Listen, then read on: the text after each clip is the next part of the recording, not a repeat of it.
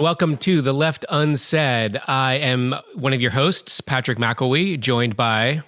I'm Meg McElwee. And Finn McElwee. And you know us here at The Left Unsaid. This is the podcast where we clear out the bipartisan junk drawer, throwing out expired promises, broken dreams, and 6 different morally disgusting responses to ongoing genocide. We're excited today, the 13th episode of this podcast, because we are going to be joined for an interview with some friends here in North Carolina who've lived quite an interesting life, and I'm excited to share their story with everybody out there. I think this is a leftist community that not so many people have heard of outside of the Catholic left. Yeah, friends of ours who have been involved in the Catholic worker movement. Yeah, super interesting stuff. I mean, it's led them to be on the right side of so much history over the last 25 plus years. With the war in Iraq, they run a GI rights hotline. There's a lot of really interesting stuff that we want to get to. And we're going to split that interview into focusing on the Catholic worker this episode, and we'll talk about the GI rights hotline in a future episode. There's so much we could talk about in this podcast, and obviously it's not the place where we're going to cover every single thing that's happening inside and out. Hopefully everyone listening is aware of the ongoing mass starvation in Gaza caused by Israel's refusal to send aid, and also by the charade of the Gaza Humanitarian Foundation, which we've reported on in the past. It's just become death traps for hungry Gazans. Really sickening stuff. But here we wanted to talk about a more hopeful development that's happening alongside this. There definitely seems to be some kind of a global political revolution afoot. I think it's fair to say, yeah. I mean, Finn, you've been paying a lot of attention to what's happening over in the United Kingdom. What are you seeing over there? Yeah, Jeremy Corbyn and Zara Sultana, 2 British members of Parliament, have just launched a new leftist party, which is exciting, especially because they're both have been for many, many years pro-Palestine activists in Parliament and outside of Parliament. And Jeremy Corbyn is the former leader of the Labour Party and has a pretty massive following in the UK. And so they've started this new party, and in just a couple of weeks, over 600,000 people have signed up to be on their email list. That's compared to how many members of the Labour Party itself has. We actually don't know how many members Labour has. Under Jeremy Corbyn, it had 600,000 members. That was its all-time peak. Right now, Keir Starmer is refusing to even release numbers, presumably because they've dropped so low. And of course, that's very significant because the Labour Party has been this establishment party in the United Kingdom since forever. So for them to be losing membership and for this new party to be coming up that's threatening to occupy that leftist place in British politics is very significant. On top of that, they're really foregrounding Palestine. They're really foregrounding opposition to genocide. Even more, I would say, than what Zoran did in New York. Because Zoran didn't really come with Palestine as a major issue that he wanted to bring to the table. Right, because he's running for mayor. I mean, of course, he's principled. He's had that in his background. But he's running for mayor, like you said, right? Mm-hmm. They brought it to him. They were the ones asking in that debate, are you going to visit Israel? Are you going to visit Israel? Are you going to visit Israel? Right? Mm-hmm. Because they thought it was going to be a winning issue for Cuomo. I mean, it turns out Zoran now has got the wind at his back. I mean, they just released this new poll that shows, even with all the other candidates in the race, what was it, Finn, that he had? Something around 50% of the vote. Huge majorities of all kinds of demographic subgroups, including New York Jewish voters under the age of 40. If you want to learn a little more about the history of British politics and Labour and Jeremy Corbyn, I recommend watching, so you can find it on YouTube. It's a series called The Labour Files.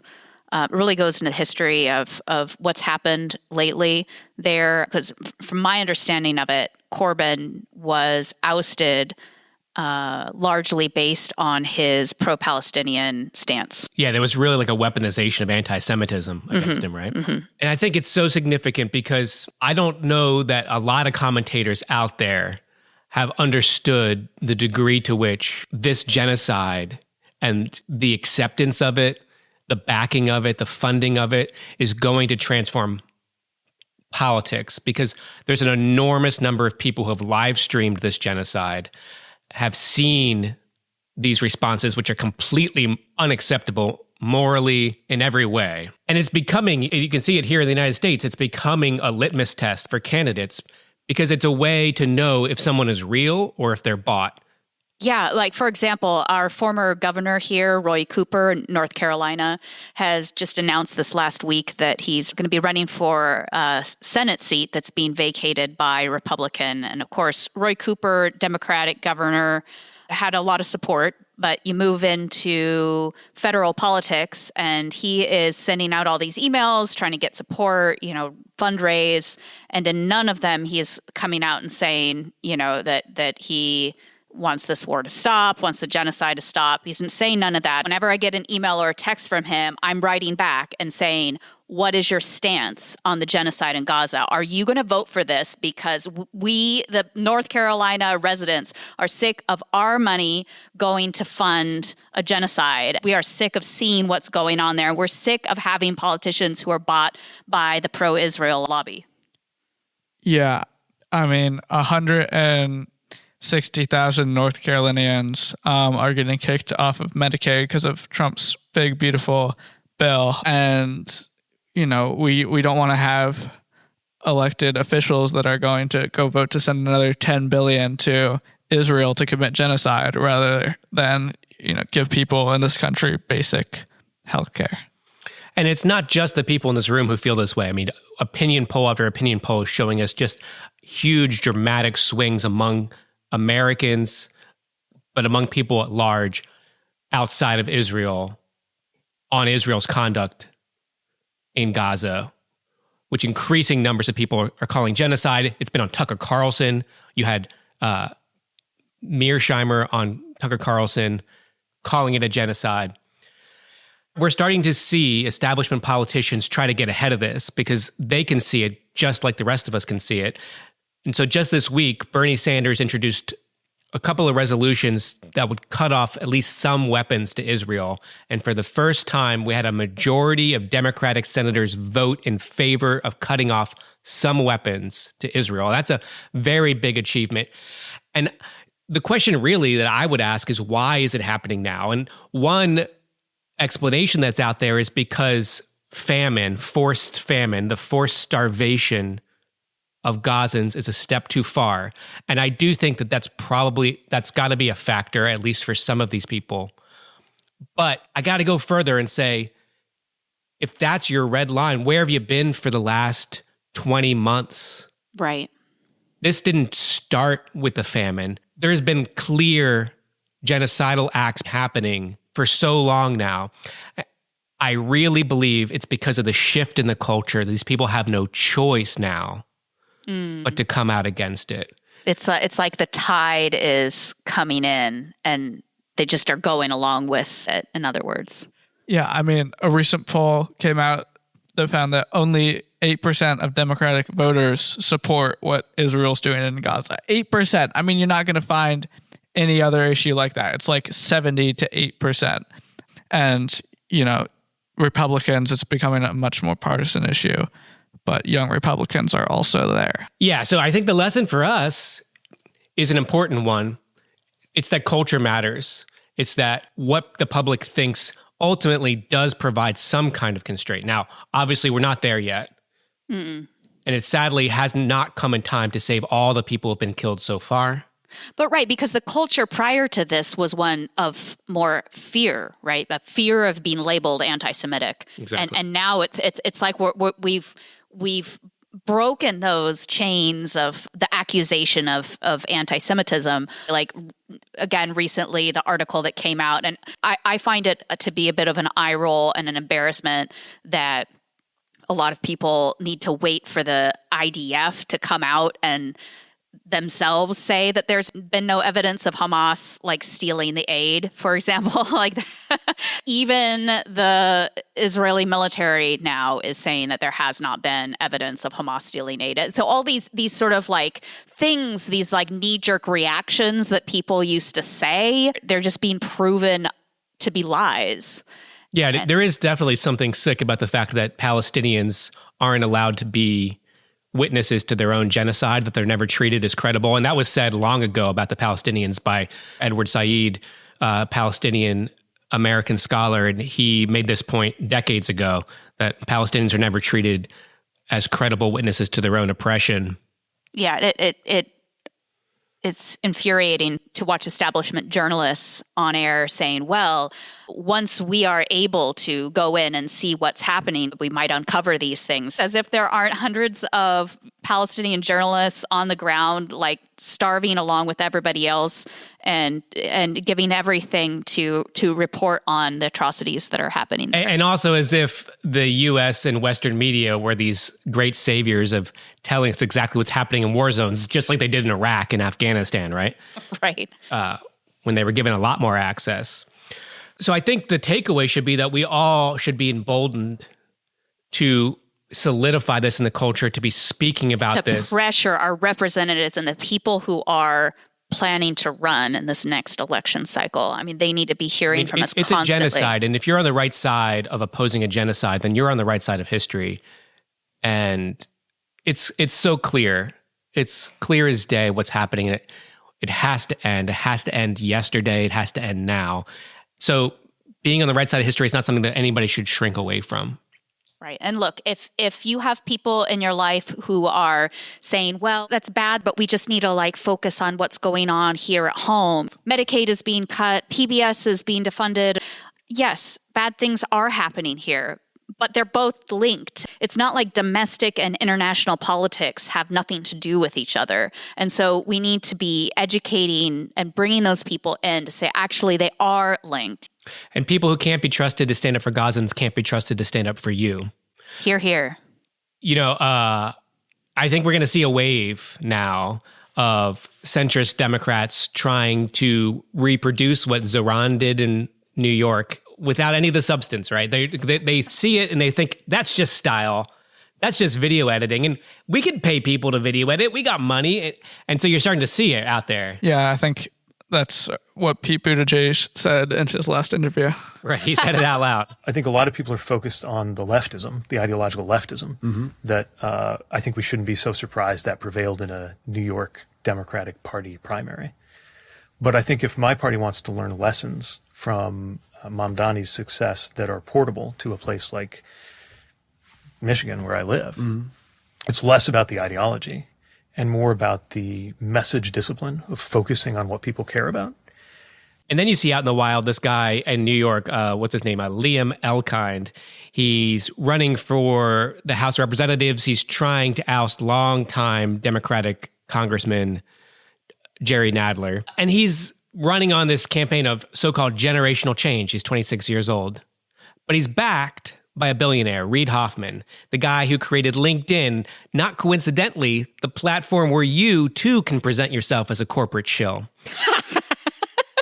And that's just what we've got going on here. It's worth checking out the video. We might even do the dastardly deed of linking to it and giving him a little bit of SEO. Not that we have a whole lot to give. And you can check it out for yourself if you haven't seen it already. But it's got all the bedazzle of a Zoran ad. But he's got none of the substance. I mean, he calls himself a pro-Israeli politician at this late date in the genocide. He doesn't call for Medicare for all. Instead, he calls for an expansion of the Medicare Advantage program, which is this elaborate pyramid scheme to take advantage of seniors at their time in need. Total giveaway to the industry. And people on Twitter just aren't having it, and they're calling it out. And I think that there's got to be an immune reaction to that kind of thing. Just like after Bernie showed that we could run a campaign on small donations, everybody's text messages started getting flooded from centrist Democrats looking for handouts. There's going to be a similar wave. And yeah, important to arm up, vaccinate yourself against what's coming. Let's play for folks a little bit of this parody put out by Mehdi Hassan's news outlet, Zateo. This is a centrist Democrat. Again, if you could visualize this, one of your best Zoran videos. It's got all the cuts. I think he might even be wearing the rings on his fingers. Just broke primary records in New York, but not because of his radical plan to make the city more affordable, but because of TikTok, hand jewelry, and snappy editing. So we're bringing you that very hip, very cool campaign, but with the same poll-tested, market-friendly, centrist ideas that help maintain the status quo. That's right. It's good. It's good stuff. Love it. So what a great video, because this is exactly the kind of vaccination that we all need against this kind of thing. I thought a great example that we all have seen, hopefully, in the last week of holding the centrists' feet to the fire when they are coming over. And now, again, we need them to come over. We need this genocide to stop. And clearly, our side doesn't have the power to stop it, or it would have stopped. So we do need these people to come in. So I do want to welcome them in as they take concrete action to stop genocide. But at the same time, they've got to be held to the fire. A great example of holding centrists' feet to the fire, first of all, welcoming them in, giving them a platform when they want to speak about their conversion to opposition to genocide, but also not letting them off the hook and continuing to push them so that the genocide is actually stopped and that there isn't just words said about it or something while it's allowed to continue. We have the Senator Alyssa Slotkin going on a YouTube show called Breaking Points. We're big fans. And it's clearly part of her campaign to gain visibility nationwide. It looks like she's likely to throw her hat in the ring for president in the upcoming cycle. Or for a leadership position in the Senate. And she's a former CIA officer. Goes on to Breaking Points just before going on the Stephen Colbert show the next day. Let's just play this last question just to hear the politicians' feet being held to the fire. I have one more question I have to ask you. We do the show. I really do my best to try to uphold, basic human rights, Palestinian humanity, oppose the killing of innocent civilians wherever that happens. And I have to tell you, I feel really guilty that I'm not doing enough. I think all the time about, I'm a mom, I think all the time about those moms who can't feed their babies. Mm-hmm. Those babies are starving to death. And I just want to know, you're a United States Senator, you did vote for some of the bombs that were dropped on refugee camps. When kids have been sniped in the head, tents firebombed, people set on fire. The entire Gaza Strip turned into rubble.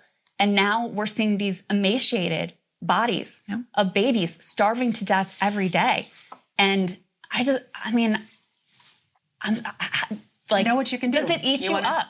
Does it eat you up? Do you think, what more could I do? Do you regret any of your votes? Do you regret let me tell you what I was working on this morning. A group of Jewish rabbis and Muslim community leaders came together with a proposal that we are working on just getting, if we can't get other aid in, at least get baby formula and nutritional supplements for children in. Let that be kind of a green light, never has a problem. No one's trying to eat baby formula other than a baby, right? That is the proposal that I've been working on all night and this morning.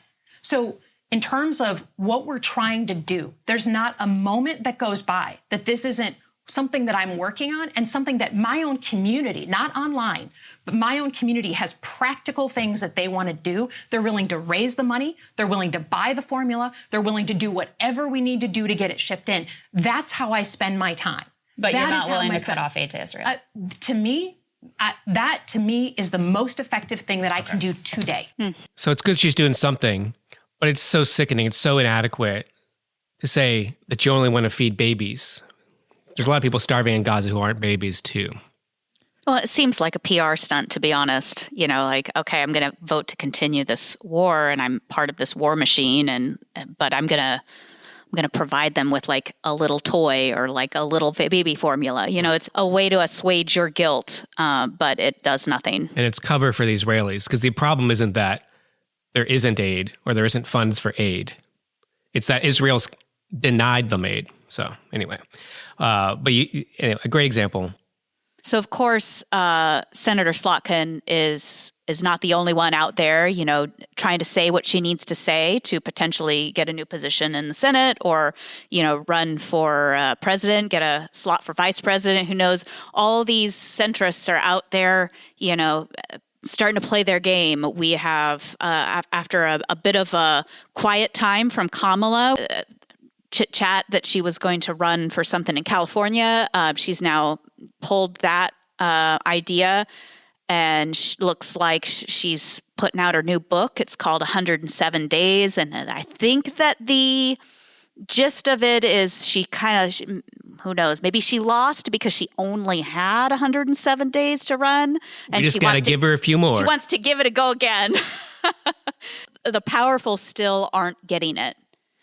But we have the power now, I think. And it feels exciting. Of course, there's still, you got Pete Buttigieg, you got Kamala, you have Slotkin. They're out there.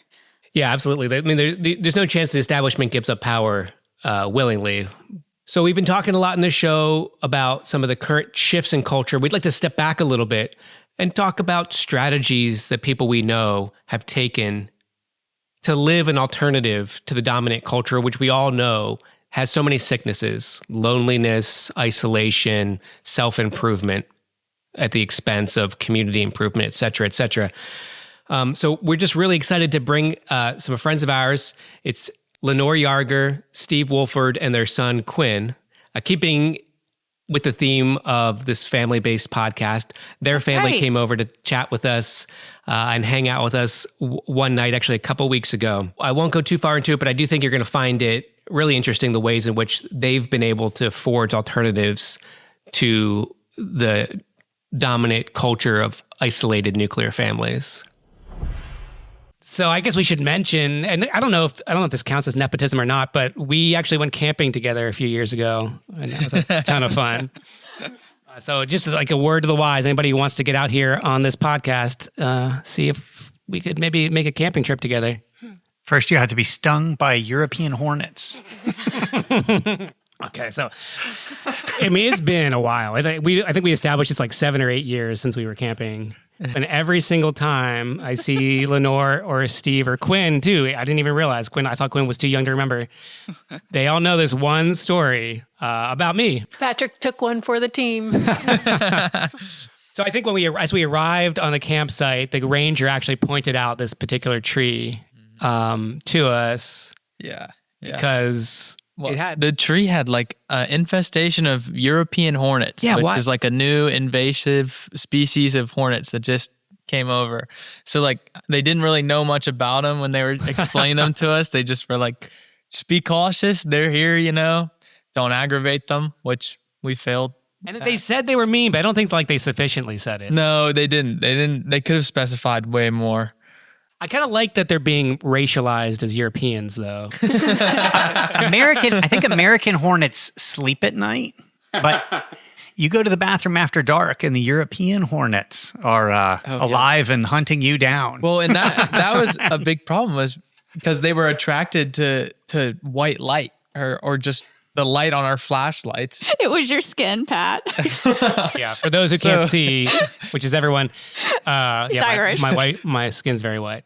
I just remember like you get out of your tent middle of the night and you turn on the light to go to the bathroom or something like that, and all of a sudden they start flying at it, like because they're attracted to it. So it's just, that was like one of the worst parts about them. So anyway, I think on the last day that we were there, I forgot about the tree and I walked past it, and man, like they really didn't do justice to how mean those things were. It felt like somebody put a red hot poker in the back of my leg. And I've never seen Patrick run so quickly. Just a whoop and a run, and yeah, all those bees followed you. So you know what I'll do at the end of the world, I guess? Just run. You went to your car, didn't you? And shut yourself in the car, ran all the way to the parking lot. Locked yourself in the car. Y'all would know better than me. All the kids were watching very Yeah, carefully. we just watched you take off. Yeah, I do actually remember that too. Well, welcome. We're excited to have you all here because you have lived your life in a way that we admire. So what brought you all to Siler City, North Carolina? How long have you been there? We moved there in 1998. We were living in Durham at the time, and we were really interested in starting a Catholic worker community. Do I need to explain that? Yeah, I was going to ask, who are the Catholic workers? So the Catholic worker movement was co-founded by Dorothy Day and Peter Morin, who knew each other. They weren't a couple. It's maybe even somewhat of a mentor relationship. They were on the Catholic left. The Catholic left unsaid. Ba-doom. No more jokes. And Dorothy Day had been in communist circles and then kind of had a big faith transformation that made her embrace Catholicism. And she was kind of lonely thinking, I still believe all that labor stuff. I still believe in, workers' rights and all these other things. And the church isn't talking about any of that. And then she met Peter Morin, who said, oh no, that's fundamental to the church. That's exactly what the church is about, and taught her about Catholic social teaching. And they started a newspaper that was an alternative to the Communist Daily Worker. They started the Catholic Worker was their paper, which they sold for a penny a copy. And one of the things they called for was houses of hospitality. People are struggling in this economy. People should open up their homes or open up extra space they have for people who need a place to live. And then somebody showed up to the place where they were writing the paper and said, where are these houses of hospitality? I need one. And this was in New York City during the Depression. In New York City during the Great Depression. And I think they were faced with a moment of, was this all talk, or are we going to actually put this into action? And they took the person in. And after that, Dorothy Day got a bigger place and started taking people in. And they wound up having 2 houses in New York City. There's 2 houses that are still there, Mary House and St. Joseph's House. But Dorothy Day, being a journalist, spread the word about what she was doing, talked about it a lot. And a whole lot of people all around the country were inspired by it and started their own versions of Catholic worker houses. The Catholic worker is an anarchist community, so there's no headquarters telling people this is how you have to run it. It's just a lot of people who are inspired by this model, and there's a whole bunch of different versions of it. We have good friends in Philadelphia. For a while, they had a small house of hospitality, but they're both medical people, so they opened up a clinic for homeless people that they run.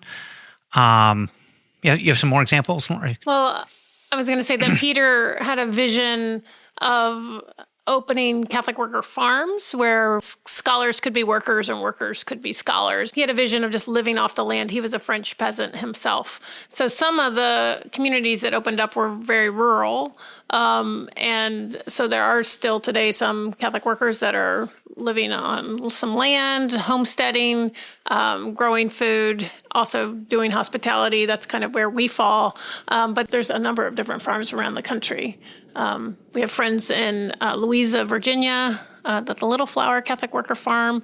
There's a house in Norfolk. They're all up and down the East Coast and out west and around the world. There's some in Germany too.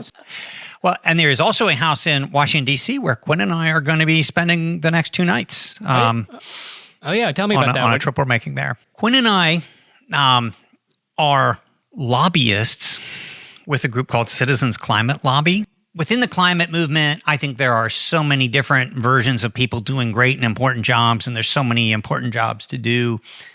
Our focus at Citizens Climate Lobby is primarily on national legislation, partly because this is a problem with a huge scale, and if you can change things on that scale, it would make such a big difference that even though it's frustrating for a lot of people who are working on that level because progress is slow, it seems like it's worth having some people dedicate their time to that just in case you get some breakthroughs because, like I said, if you change things on that scale, the impact would just be huge.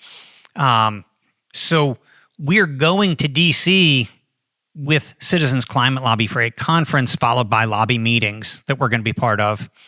And instead of staying in the expensive hotel where they host the conference, we're staying with our friends at the Catholic Worker for free. Nice.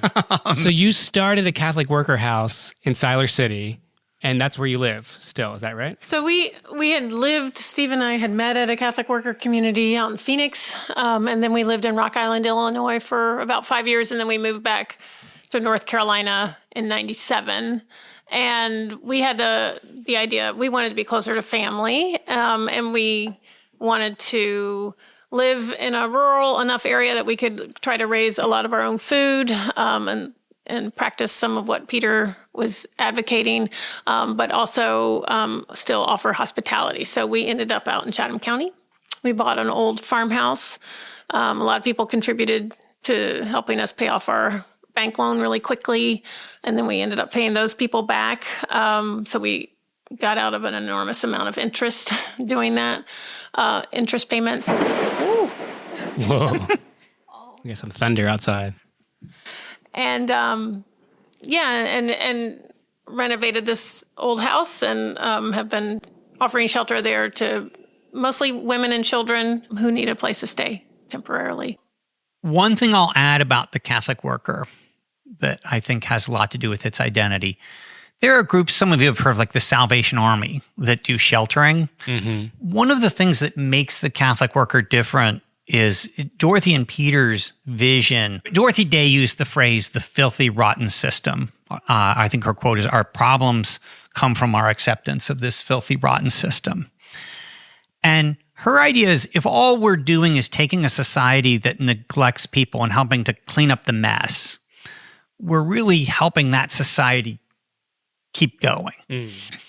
And so for her, it was really important not just to take care of people in need, but to challenge the root causes that were causing this homelessness crisis and causing all the social inequality that she was really upset by. So for her, the Catholic Worker has always been a political challenge to the system, or maybe because she's religious, a spiritual challenge to the system. But her idea was that I am not going to be silent in just taking care of people and let the systems of oppression continue. She wanted to be challenging the system simultaneously with taking care of people and addressing, again, the root causes of oppression and inequality. And I think that's pretty widespread throughout Catholic worker houses. There might be some that are way more activist and some that are less activist. But for Dorothy Day, one of the things that led her to pacifism was, I don't think Jesus would go kill his brothers and sisters. But one of the other things was, when we look at all the money that's being spent on war, that's all money that could be taking care of people and isn't, just because of priorities. And if we could work out our problems, we'd have all these resources for people in need, instead of putting all our resources into destruction that just leads to more homeless people. So how did you find yourselves at the Catholic worker houses in the first place when you were young? Like, what led you there? Were your parents activists? My mother passed away just a few weeks ago. I'm sorry to hear that. And it was sad. It was coming for a while. I think we were all ready for it. I think in the very end, it might have even been a relief, because she was ready in the state she was in. It was not a very enjoyable life for her anymore. And at the same time, when something like that happens in your life, it's easy to start looking back at your relationship with your parents, and you even see some things in a new light. And I will be the first person to recognize I stretched my parents. So I know people who are in the Catholic worker whose parents were in the Catholic worker and they're second generation. For us, it wasn't like that. I think my parents were good middle-class people. They didn't think a lot about political challenges. I think it would have been scary for them. They might have had criticisms of things, but I don't think they were going to go out on a picket line, or that they were going to go be activists in public. And I think it was probably a mystery to them. Where did our son get this? Where did this kid come from? And so because you were like that, are you like in high school? Were you already committed? Were you meeting activists, getting involved in things? Or people like Finn and Quinn have a big head start on me. They're way ahead of where I was. They're much further along in their thinking.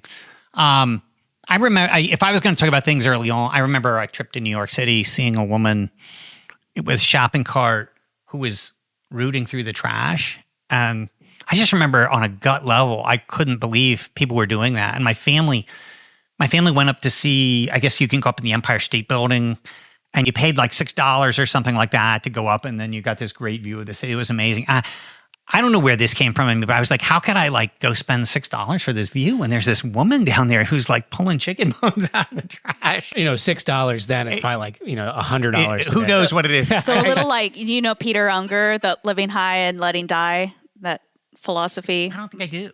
Peter says it's fine to go ahead and... No, I think Peter Unger what's his position is basically you should get rid of everything you own and give it to those who need it to survive. And it's anything you have over and above what you need to survive in a world like ours where there are people who could benefit from just a small amount that would get them the medical care that they need because they're going to die of diarrhea or something otherwise. You have to do it. That's right. Well, this might have been my very unsophisticated, compromised high school version of that. that was there for a moment, and then I was still in this middle class world of people who are supposed to achieve in a certain way. And I wouldn't say I ever completely forgot it, but it's sort of like, what do you do next now? Like I didn't have role models or people. I didn't ever heard of the Catholic Worker or anything like that. So it wasn't until later that I connected with the Catholic Worker. Is that also the case for you, Lenore? So I don't think my parents were activists then, although I think they are now in their own way. And I think it's a little different than my activism. I learned about the Catholic Worker when I was in college in 1991 when the United States invaded Iraq the first time.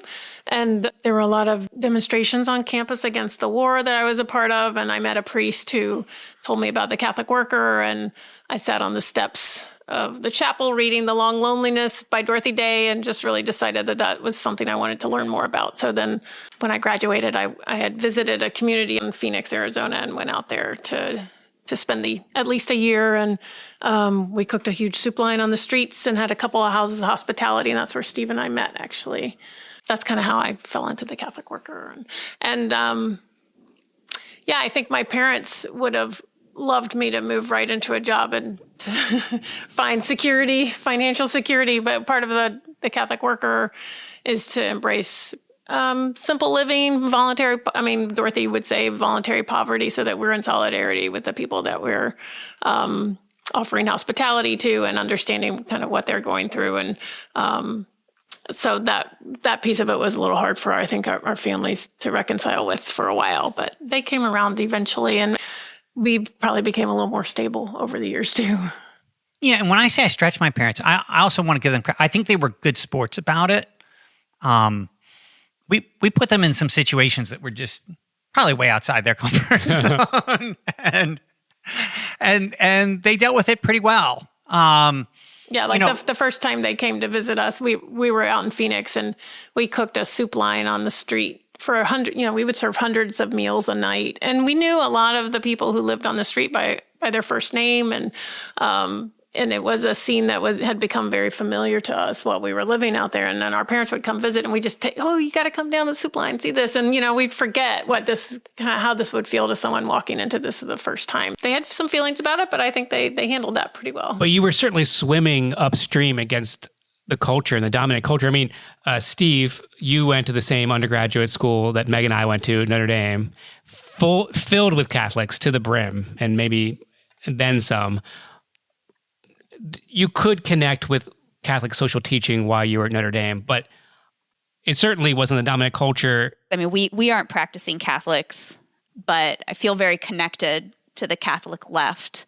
But yes, overall, the vibe at Notre Dame when we were there was very business school oriented. But you're definitely swimming against the culture, especially with voluntary poverty. I think most people who you went to Notre Dame, Steve, you went to Duke, Lenore, most graduates of those universities aren't talking about voluntary poverty. Actually, ironically, a couple of classes that I took at Duke that really changed my life. One was an ethics class that really opened my eyes to the privilege that I had grown up with as an American, as a white person, as a middle-class person.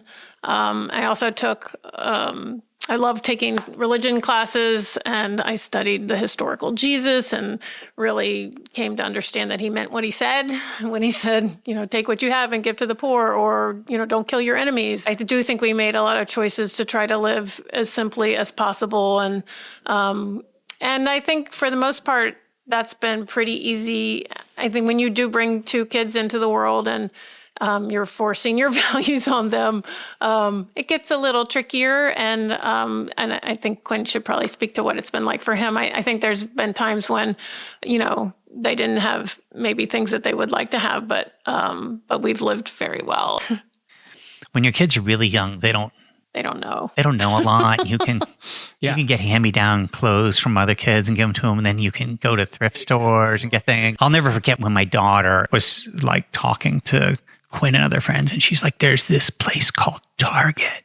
And all the stuff in it is like new and perfect. And it's like, they're not taking us to the real world. There's this stuff out there. That's like our kids in Honey Nut Cheerios. This stuff, there's cereal that has sugar in it. Mind blown. Yeah, so Quinn, you were born into a Catholic worker house. Yeah, so I feel like definitely, as I was like growing up, like when I was really young, you don't really know that it's different from like what everyone else sees as normal. There's strangers living in your house. You make friends with them. You just think that's just what life is. And then as you get a little bit older, you start realizing, my sister realized before I did, kind of like my dad was saying with the whole Target fiasco. But yeah, I feel like eventually you get to a point where you start looking like at like your friends and stuff. You're like, like you don't live the same way I do. You do things differently. Now, looking back on it, I feel like it was a good thing growing up in a household like that, because it shows you kind of like who the people you're helping are when you live with them. If you're going out and you're trying to do like service work or something like that, that like those people are like living in your house. Like it's those kinds of people that you're around all the time. They almost give me kind of like the idea of, like, how can I do what I want to do later in life and incorporate something like this into it? Because I don't know, it's just once you've lived with people, like you've seen the hardship that they're going through in your house, it's just, you can't really turn your back on it once you've been there. But I also feel like, I don't know, just because my parents live that way doesn't guarantee that I'm going to live that way too. And I mean, it's with my sister too. Right now, she's an economist working with Citibank in New York.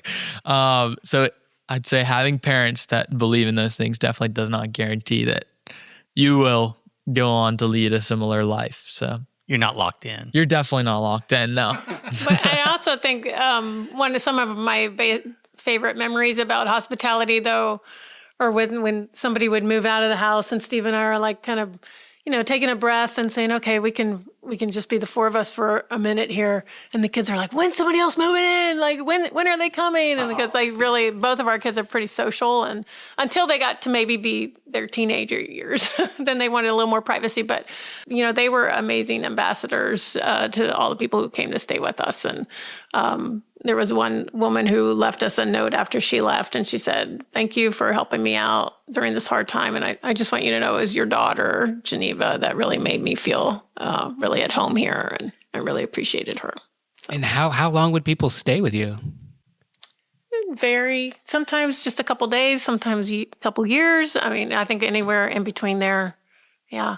And I will say, even though Geneva is an economist, she is an amazing thrift store shopper still, and is always looking for the bargains. Maybe that makes her a great economist. Finn's always, about at least once a week, Finn's saying to me, we need to go thrifting, Mom. Yeah, I wish I'd thrifted when I was a kid. I think Finn likes to go to that second layer thrift shop, where they've already got the cool things and put them on display. I think you give me more credit for making the decisions of where I buy my clothes than I actually have. He goes wherever I drive him. you've lived through interesting historical events that, whether you realize it or not, are now part of history. And there's all kinds of people out there who are engaged in politics today who didn't live through those things. So I want to hear about your perspectives based on that. But just quickly, like, are Catholic worker houses still a thing? If somebody out there wants to find out more about it, what should they do? Can they go, and are there Catholic worker houses that they could join for a time or visit? Can they start their own? Do you have to be Catholic? Yes to all the above, except for the last one. There are still probably around 100 Catholic worker houses out there, and plenty of them have people living there who are exploring whether some kind of living in this sort of community is the right thing for them. And I think anybody who's realistic knows people can say, I want to live in community, and they still have to go try it out. And it's going to work for some people, and there's some people who've been doing this for decades. And for other people, it's just not going to be the right fit, and they're going to have to figure something out. And it's good to have a system in place where when you need to part ways, you can do it, as loving friends with appreciation, with respect and that sort of thing. I think we're lucky as pioneers of a house that we got to kind of build it around what works for us. And it's trickier if you move into somebody else's house. We try to give people latitude to do things their way, but I can see why you might try this and say, I'd like to do this, but in my way. And you go, you can go start your own house, or you can just go live somewhere and call it your life. Well, that's the beauty of an anarchist collective, right? Exactly. Not all Catholic workers are Catholic. In fact, there's plenty that aren't. Dorothy Day talked about Sacco and Vanzetti. You all probably know who they are because you're kind of historians. They were anarchists. I think they were atheist anarchist labor organizers. And she said they were Catholic. Whether they called themselves Catholic or not, they were Catholic. Oh, so she owned them. She used that Catholic that's trick what of Catholicism is supposed to look like. The Catholics say it means universal. So, we can just we claim everybody. But I think she felt like they were living an authentic Catholic life, whether they called it that or not. And for Bible people, there's the passage in Matthew about who goes to heaven. And it's not the peoples who recognize God by name. It's the people who took care of their brothers and sisters. I think that was Dorothy Day's spirituality. So as a result, I think Dorothy and the rest of the movement, it varies a little from place to place, have had a great tolerance for people, and even full acceptance of people who are living authentic lives consistent with the love of the Gospels, whether or not they call it Catholicism.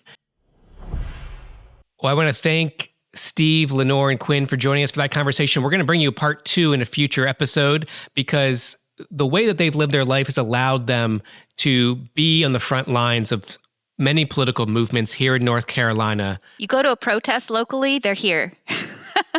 And not only that, but they run a GI rights hotline where they help enlisted soldiers in various branches of the U.S. military go AWOL, get out of service, or whatever it is that they feel. Conscientiously object. Yeah, exactly. Whatever they feel that they want to do to pull back from militarism and war. I think it's a really impactful intervention that they make. So we'll bring you that in a future episode. Keep joining us here at The Left Unsaid. I do want to remind everybody out there that we are available on every podcast platform. We're on YouTube if you prefer to get your podcasts there.